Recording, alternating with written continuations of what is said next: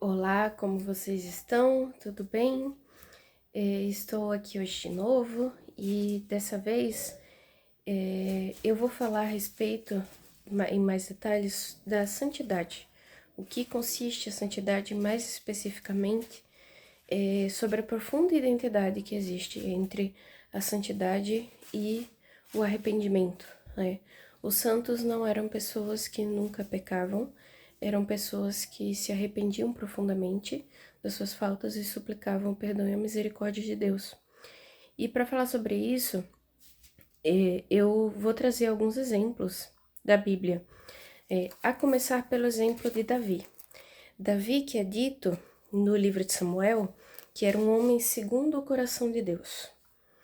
Sendo que a gente sabe que Davi, ele cometeu não apenas o grave pecado de adultério, mas também o homicídio. Ele, querendo adulterar com Betseba, que era casada, ele planejou a morte de Urias, marido de Betseba, e assim ele cometeu não apenas o adultério, mas também o homicídio, né? E Davi, quando o profeta Natan chega até ele para trazer a sentença de Deus sobre ele por causa do que ele tinha feito, ele diz: pequei contra o Senhor. Ou seja, ele não tenta se justificar, ele não tenta dizer que Deus está errado em condenar ele.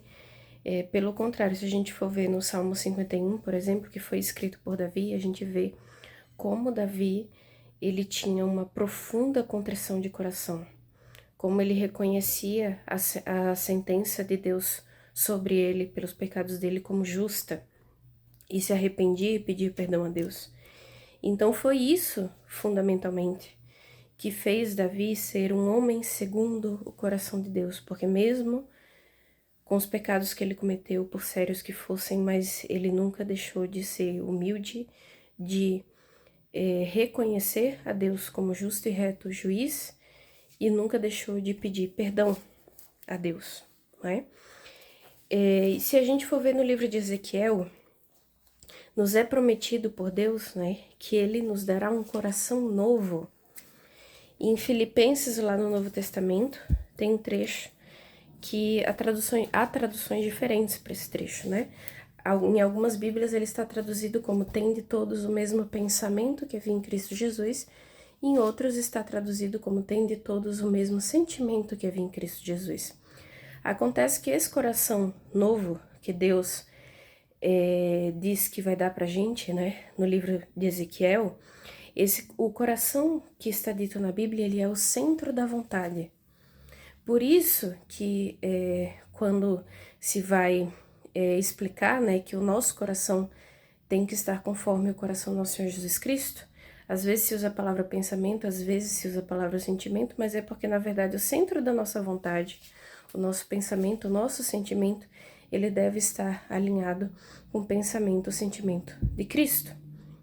E a maneira pela qual, porque Deus diz também nos Salmos, né, que o sacrifício que Ele quer é um coração contrito, arrependido, né? Por que que Jesus institui o sacramento da confissão, dando aos apóstolos o poder de perdoar os pecados?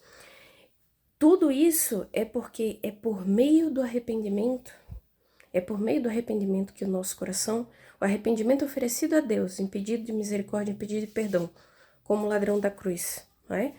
Que ele diz que a sentença sobre ele era justa, né? Que ele mereceu o que tinha acontecido a ele, né? E aí ele diz a Nosso Senhor, lembra-te de mim quando entrares no teu reino. Nosso Senhor diz a ele, ainda hoje estarás comigo no paraíso, porque pelo arrependimento do ladrão da cruz, toda a vida dele de pecado, toda a vida dele de furtos, enfim, tudo aquilo que ele tinha feito a vida inteira foi revertido ali, por aquele arrependimento. E aí a gente tem também na Bíblia o anti-exemplo, né?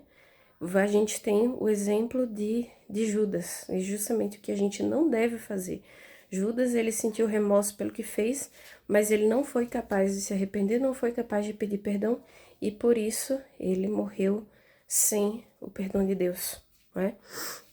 No livro de Zacarias, tem uma parte que é simbólica do que acontece depois do Novo Testamento, porque Zacarias, quando ele se cansa do ofício de profeta, né, e pede que paguem ele o salário que acha que ele merece, oferecem 30 moedas de prata, que ele coloca no tesouro do Senhor.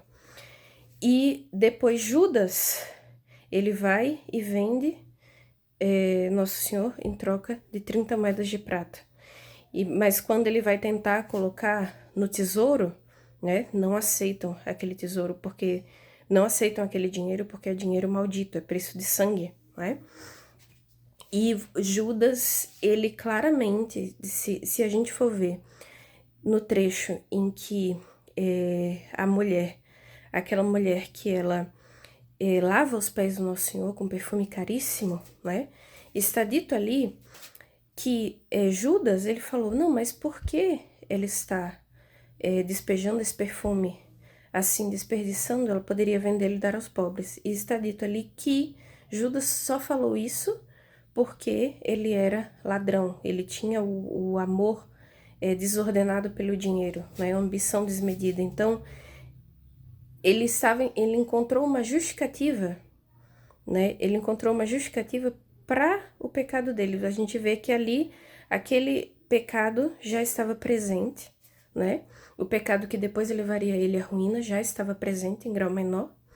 E ele não percebeu a maldade do coração dele naquele momento. Ele estava criando justificativas nobres, né? Por não desperdice esse perfume porque ele é muito caro e tal. E Nosso Senhor disse basicamente, que não faria sentido dá-lo aos pobres, enfim, porque os pobres estarão sempre convosco, mas eu não estarei convosco muito tempo, é o que ele responde, né? Então, aquele gesto de valorização e apreço por ele era importante, né? Independentemente de qual fosse o custo monetário. E Judas, como ele já estava cego pelo amor pelo dinheiro, ele não conseguiu enxergar ou reconhecer isso. E aí depois, mais tarde, né, quando ele finalmente comete o pecado, entrega Nosso Senhor para ser morto, quando ele está com as 30 moedas na mão, ele sente remorso do que ele fez, né? Ou seja, ele sente remorso, chega, vai tentar entregar as 30 moedas no templo, né? Na cabeça dele, como se isso compensasse alguma coisa, quando na verdade ele trocou o bem superior por um muito inferior. A presença do Nosso Senhor ele trocou por 30 moedas de prata, porque ele deixou aquela ambição tomar conta do coração dele a um ponto que ele foi exatamente o que acabou acontecendo. Ele sacrificou o bem superior pelo inferior, o dinheiro, e ele percebeu no momento que Nosso Senhor tinha sido morto, que não tinha mais volta, e aí ele pega aquele dinheiro e tenta entregar no tesouro do templo, e os sacerdotes não aceitam porque é dinheiro maldito. Ou seja, ele, simbolicamente ali, tá claro que ele percebeu a gravidade do mal que ele tinha feito, ele sentiu remorso, só que ele não foi capaz de pedir perdão. Ele não foi, com todo esse remorso que ele sentiu, ele não foi capaz de pedir perdão. Ele foi e se enforcou, né? Como o padre Paulo Ricardo estava falando um vídeo algumas semanas atrás, né? Exatamente sobre isso. A gente só não tem o São Judas Iscariotes porque ele não pediu perdão a Deus. Ele poderia ter feito isso.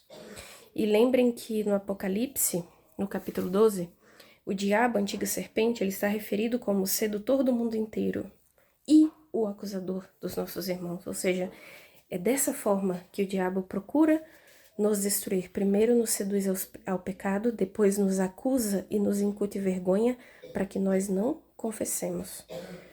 Porque é por esse mecanismo que Satanás tenta nos destruir, seduzindo e depois acusando. O venerável Fulton Sheen, ele fala sobre isso, né, que a atitude de Deus e a atitude do diabo, antes e depois de pecarmos, ela é oposta. Deus, antes de você pecar, diz, meu filho, não faça isso. O diabo diz, mas isso é uma bobagem, isso é uma coisa pequena, não tem problema, vá, faça. Entendeu? E depois que você peca, Qual é a atitude de Deus depois que você peca? Deus diz para que nós voltemos para Ele depois que a gente peca. E o diabo fica, não, você tem que se esconder. Você tem que ter vergonha do que você fez. Agora, ele nos incute o desejo de fugir, né? De fingir, de justificar, de fingir, de encontrar desculpas por causa da vergonha para não confessar. É isso que o diabo tenta fazer. É por isso que ele é o acusador das almas, não é? Porque ele usa a acusação e a vergonha para tentar evitar que nós confessemos e voltemos à amizade com Deus por meio da confissão, que é o que poderia nos fazer santos. Por hoje é isso. Espero que vocês tenham gostado. Deus abençoe você.